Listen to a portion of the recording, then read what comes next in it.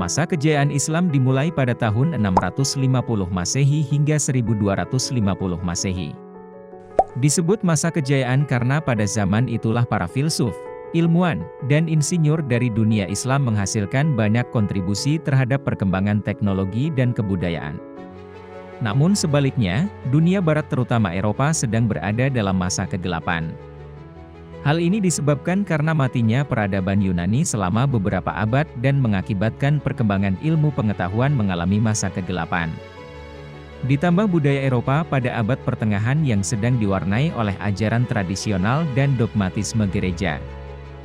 Hal ini disebabkan pemimpin-pemimpin gereja terlibat langsung dalam menangani urusan-urusan kenegaraan.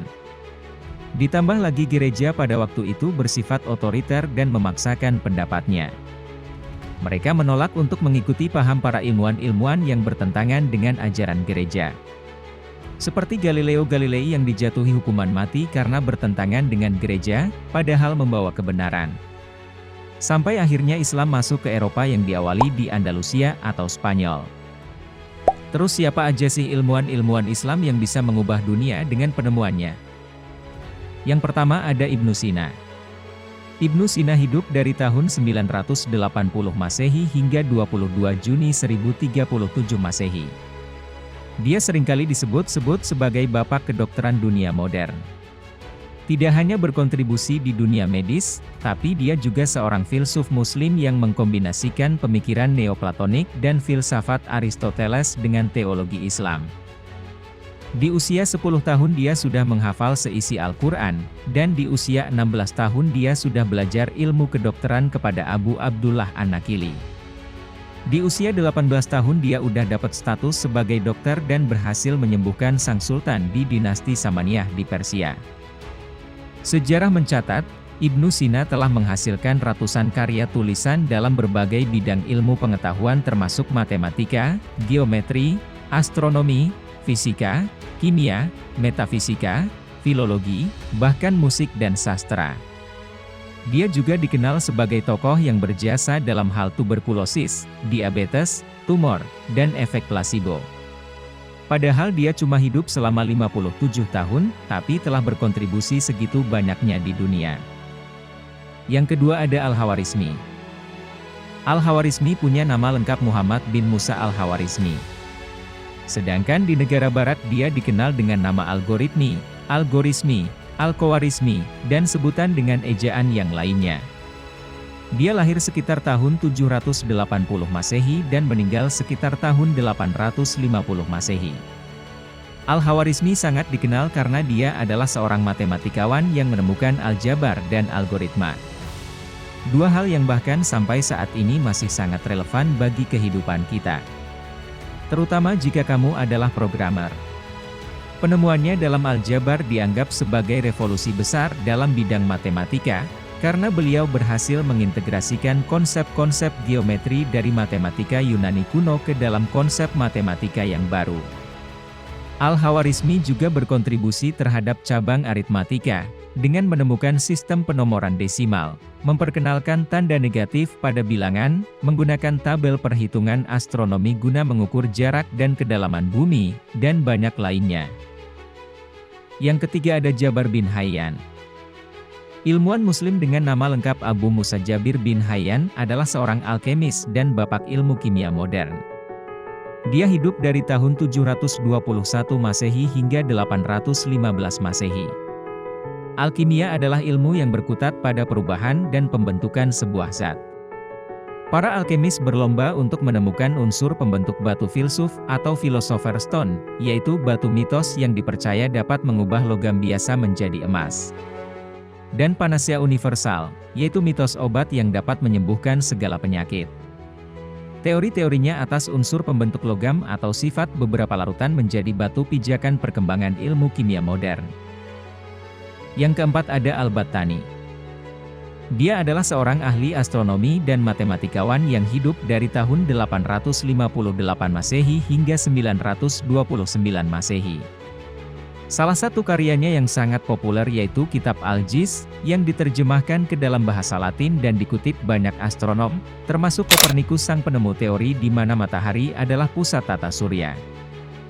Penemuan terbesar Al-Battani yang diakui oleh kalangan ilmuwan Eropa dan sangat berpengaruh terhadap kehidupan manusia yaitu, dia menemukan bahwa dalam setahun ada 365,24 hari. Atas pencapaiannya itu, ia bahkan disebut-sebut sebagai astronom terbesar Islam pada abad pertengahan. Tidak hanya itu, dia jugalah yang pertama kali menemukan tentang aphelium, yaitu titik terjauh bumi saat mengelilingi matahari setiap tahunnya. Pada tahun 918, dia mulai tertarik dengan matematika. Kontribusi terbesar Al-Battani dalam bidang matematika adalah mengenalkan penggunaan trigonometri yang bahkan sampai sekarang masih digunakan. Yang kelima ada Ibnu Al-Haytham. Beliau hidup sejak 1 Juli 965 Masehi hingga 6 Maret 1040. Namanya sangat terkenal sebagai penemu ilmu optik, bahkan hingga digelari Bapak Optik Modern. Ia disebut sebagai Bapak Optik karena berhasil memecahkan masalah optik dengan analogi matematika yang sampai sekarang diabadikan dengan Alhazen Problem. Dialah penemu cermin cekung dan cembung. Dia juga yang pertama kali menjelaskan proses bagaimana kita bisa melihat. Menyangkal penemuan sebelumnya oleh Ptolemy dan Euclid yang menganggap benda dapat terlihat karena cahaya yang keluar dari mata manusia. Ibu Haytham menegaskan justru yang terjadi adalah sebaliknya. Yang keenam ada Abbas bin Firnas. Beliau adalah seorang ilmuwan pertama yang memikirkan cara manusia bisa terbang, bahkan sebelum Leonardo da Vinci. Justru, Leonardo da Vinci lah yang terinspirasi oleh gagasan Abbas bin Firnas saat merancang pembuatan giroskop udara. Pada tahun 852, dia melompat dari menara Masjid Agung Cordoba dengan menggunakan jubah besar. Walaupun percobaan pertamanya ini ditandai dengan kegagalan.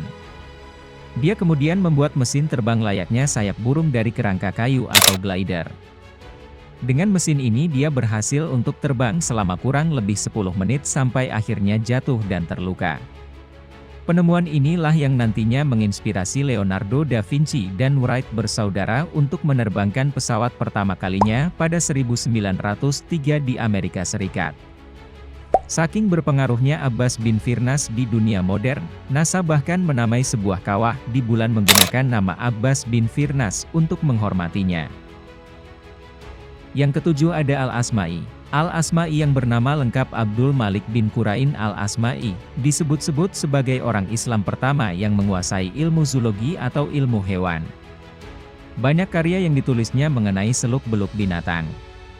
Mulai dari kitab Al-Hail tentang kuda, Al-Ibil tentang unta, Al-Far tentang hewan langka, Al-Wuhus tentang hewan liar, dan lain sebagainya. Melansir dari 36 kisah inspiratif ilmuwan muslim karya Afrizahan, buku-buku dari Al-Asma'i banyak menjadi referensi dari peneliti di Eropa pada masanya. Selain ilmu hewan, Al-Asma'i juga tertarik dengan tumbuhan. Ada sekitar kurang lebih 276 tanaman yang berhasil ditemukan Al-Asma'i dan diberi nama yang sama dengannya. Dari daftar ilmuwan-ilmuwan tadi, tidak dapat dipungkiri bahwa ilmuwan Islamlah yang telah membentuk peradaban modern tempat kita hidup sekarang. Mulai dari matematikanya Al-Khawarizmi hingga zoologinya Al-Asma'i. Ilmuwan Islam di zaman keemasan Islam berkontribusi di semua cabang keilmuan yang kita ketahui sekarang. Sayangnya, berdasarkan bukti-bukti sejarah pula tidak bisa diingkari bahwa pengaruh Islam terhadap peradaban dunia Barat selama ini cenderung ditutup-tutupi dan dihilangkan. Padahal, kemajuan yang dicapai oleh Barat tidak lain adalah hasil dari zaman Renaissance di Eropa, sedangkan Renaissance adalah anak kandung dari peradaban Islam. Cukup sekian episode kali ini, jangan lupa like, komen, dan subscribe. Semoga video ini bisa membuka pengetahuan kalian tentang sejarah peradaban manusia dan menginspirasi kalian. Sampai jumpa di video selanjutnya.